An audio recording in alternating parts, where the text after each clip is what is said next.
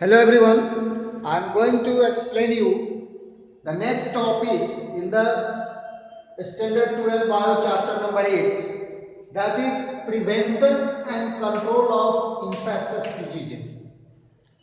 These are as we know that prevention is better than cure. If a person be cured by the diseases after infection, it will be better that the person will not falling ill. Okay, so prevention is always better than cure, as the person lost its working day, caused the source of infection for others. So why not? The disease sometimes impairment, permanent impairment for the life. So prevention is always better than cure.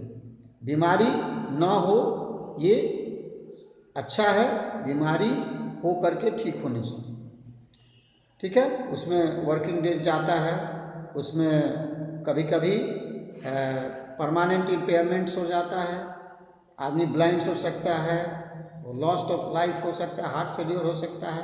तो ये नहीं हो बीमारी, ये सबसे ज़्यादा बढ़िया है हो करके ठीक होने से।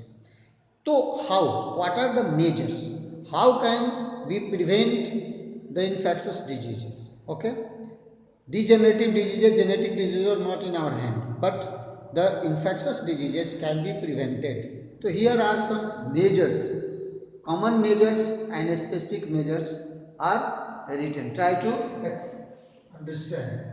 First point is personal hygiene. Personal hygiene, the personal hygiene is the person himself should be proper cleanliness, take wash properly, take bath, wash your clothes, wash your hands before and after meal, keep away from the crowded places. So personally at which step you are very conscious and you are avoiding the crowded areas, maintaining social distance. So many factors are there. Here the person himself is responsible for that. If you are prone, if you are susceptible, if you always frequently taking the danger, then there will be chances of more infectious diseases to be occur. So personal hygiene is a set of collection of all good habits, all better habits, proper routine, cleanliness, food, proper fresh food, eating habit, food, healthy eating habits. Sometimes we eat for our health, sometimes we eat for our taste, but avoid to eat for taste. Try to eat the food for healthy foods. The foods which are healthy and fresh should be taken, properly cooked. Nowadays, recently, yesterday I've heard that corona, along with the corona, there is a chicken bird flu. Bird flu also is spreading very rapidly. Many states of our country, the poultry are being killed. So if you are non-vegetarian, and if you eat raw, not properly cooked chicken, there will be chances of such diseases. Okay, so food, your food habits, your proper fresh water, potable water you always use to drink. Breathe fresh air always for breathing. These habits keep the diseases away.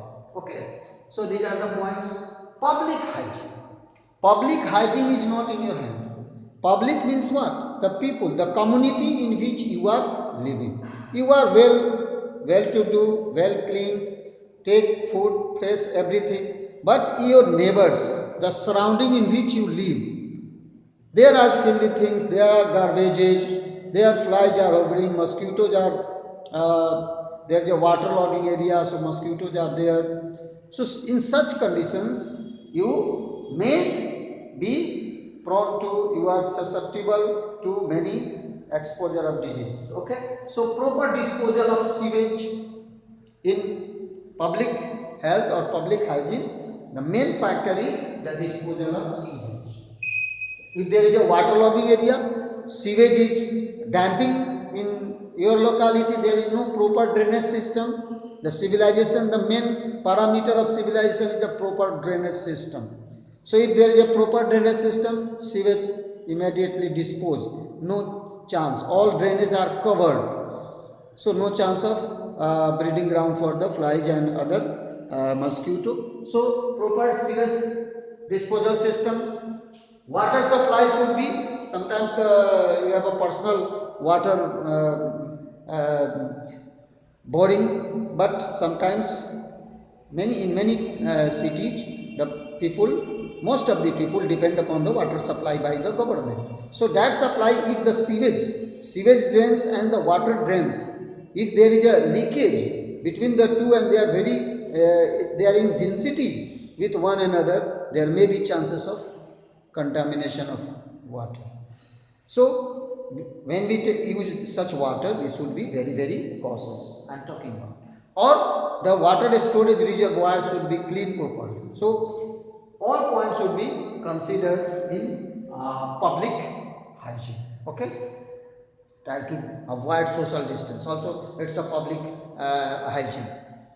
You are avoiding the social distance as possible. So these points help you to keep away from the disease.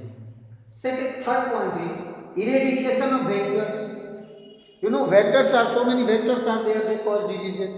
So their elimination, their eradication is also very important, and their breeding places should be also avoided, should be covered. Waterlogging is covered, there is no, don't allow the water to log, or if there is a waterlogging, spray kerosene oil over the surface of water, so the regular larvae of the mosquito can be killed. Or sometimes we use very important point. Gambusia is a fish that feed on the wriggler. Wriggler is the larvae of mosquito. So mosquito, Anopheles mosquito larvae on the water surface, the Gambusia fish is there that can properly eat it. So such fishes should be cultivated in well or the pond or the area where we generally use this drinking water, or the water logging is there. The fourth one is vaccination. You know, nowadays you are very worried about the corona vaccines, when you will get it. So vaccination is the special. These are the common measures, common point of measures. Okay, but these are the special measures. Vaccines are special for a specific diseases. These are not common to all diseases. Okay, so in this way, I have explained you that how can we prevent the spread of common diseases. Okay, in next topic we will discuss about the immunity. Okay, what are the active and passive immunity? Just here you can see the chart I am telling you, which we will discuss in next class. That the immunity is the overall ability of the host body to fight with the disease causing organism is called immunity. This immunity is of two types: innate or acquired. Innate means innate activity. Immunity is inborn. The person born with this innate immunity, your body, your skin, mucus, etc. And this further belongs to physical, physiological, cellular, cytokinin, and acquired immunity you acquired in your life. Maybe when you are exposed to diseases, or sometimes you may develop by taking vaccine. So if you are taking vaccine or introduce antibody to fight with the germs, so such immunity is called passive immunity and active immunity. So in detail what these are we will study in next classes. Okay, thank you.